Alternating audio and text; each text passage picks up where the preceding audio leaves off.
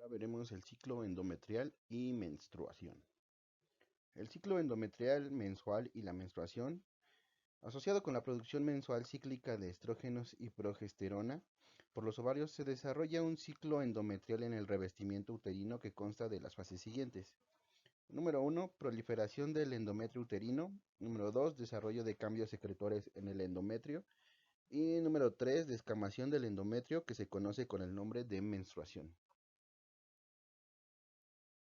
Entonces, bien, como ya lo hemos venido viendo, va a estar dividido en tres fases todo el ciclo, que pues va a ser la menstrual, que lo podemos ver como el inicio o el fin de los ciclos, la fase proliferativa o estrogénica y la fase secretora o de progesterona. Entonces, en la primera fase, la fase proliferativa del ciclo endometrial, al comienzo de cada ciclo mensual, la mayor parte del endometrio se descama con la menstruación. Luego de esta solo persiste una fina capa de estroma endometrial y las únicas células epiteliales presentes son las localizadas en las porciones profundas de las glándulas y criptas del endometrio, o sea, en esta zona.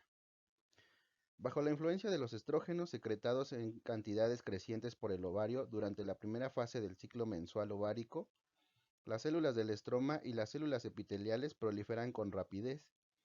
La superficie endometrial se va a reepitelizar entre 4 y 7 días tras el comienzo de la menstruación. Entonces, una vez que ya terminó la menstruación, de 4 a 7 días vamos a tener otra vez la reepitelización. Después, durante la semana y media siguiente, es decir, antes de que se produzca la ovulación, más o menos a esta altura, el endometrio aumenta mucho de espesor debido al creciente número de células del estroma y al crecimiento progresivo de las glándulas endometriales y de nuevos vasos sanguíneos en el interior del endometrio. En el momento de la ovulación, el endometrio tiene unos 3 a 5 milímetros de grosor. Las glándulas endometriales, sobre todo las de la región cervical, secretan un moco poco denso, filante, y estos filamentos se van a alinear, de hecho, a lo largo del endocervix, formando canales que van a ayudar a guiar a los espermatozoides en la dirección adecuada desde la vagina hacia el interior del útero.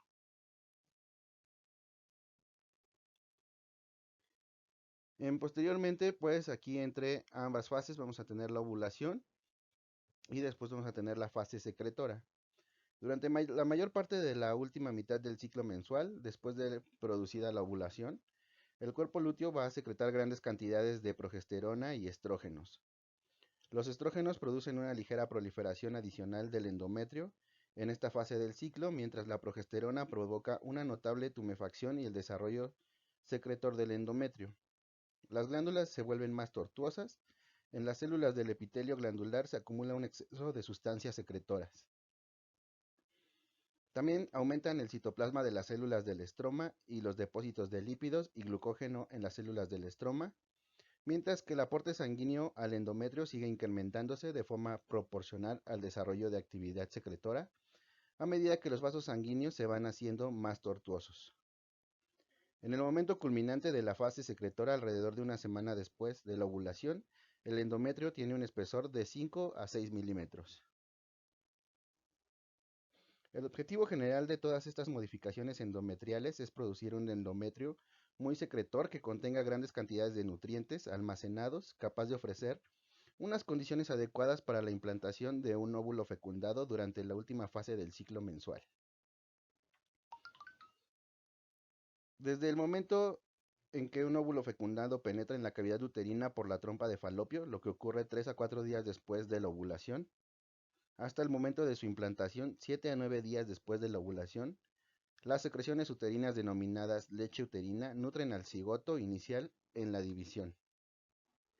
Después, una vez que el óvulo se implanta en el endometrio, las células trofoblásticas, situadas en la superficie del óvulo implantado, en estado de blastocito, comienzan a digerir el endometrio y absorber las sustancias endometriales almacenadas, con lo que el embrión precoz dispone de una mayor cantidad de nutrientes.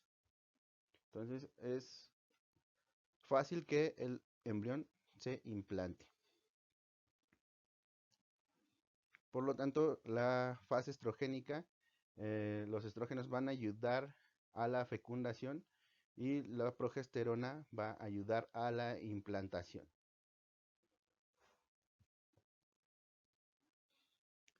Después continuamos con la menstruación. En ausencia de fecundación, unos 2 días antes de que termine el ciclo mensual, el cuerpo lúteo ovárico involuciona de forma brusca y la secreción de las hormonas ováricas, estrógenos y progesterona disminuye a valores muy bajos. Después se va a producir pues la menstruación. La menstruación se debe a la caída brusca de los estrógenos y sobre todo de la progesterona al final del ciclo ovárico mensual. El primer efecto es la disminución de la estimulación de las células endometriales por estas dos hormonas, seguido de la rápida involución del endometrio a un espesor aproximado del 65% del inicial. Después, en las 24 horas que preceden al comienzo de la menstruación, los tortuosos vasos sanguíneos que riegan las capas mucosas del endometrio sufren un vasoespasmo, quizá a causa de algún efecto de involución, como la liberación de una sustancia vasoconstrictora, quizás una de las prostaglandinas de tipo vasoconstrictor que abundan en este momento. El vasoespasmo, la disminución de nutrientes del endometrio y la pérdida de la estimulación hormonal provocan una necrosis incipiente del endometrio, sobre todo los vasos sanguíneos. Como consecuencia, en primer lugar, escapa sangre al estrato vascular del endometrio y las áreas hemorrágicas se extienden con rapidez a lo largo de un periodo de 24 a 36 horas. De manera gradual, las capas externas necróticas del endometrio se separan del útero en estas zonas de hemorragia hasta que unas 48 horas después del comienzo de la menstruación, todas las capas superficiales del endometrio se han descamado. La masa de tejido descamado y de sangre en la cavidad uterina, más los efectos contráctiles de las prostaglandinas u otras sustancias del endometrio en degeneración, inician las contracciones uterinas que expulsan el contenido uterino. Durante la menstruación normal se pierden unos 40 mililitros de sangre y unos 35 mililitros más de líquido seroso. El líquido menstrual es en general incoagulable, porque junto con el material necrótico endometrial se libera una fibrinolicina. Sin embargo, el sangrado procede de la superficie uterina. Si el sangrado es excesivo, la cantidad de fibrinolicina puede ser insuficiente para evitar la coagulación.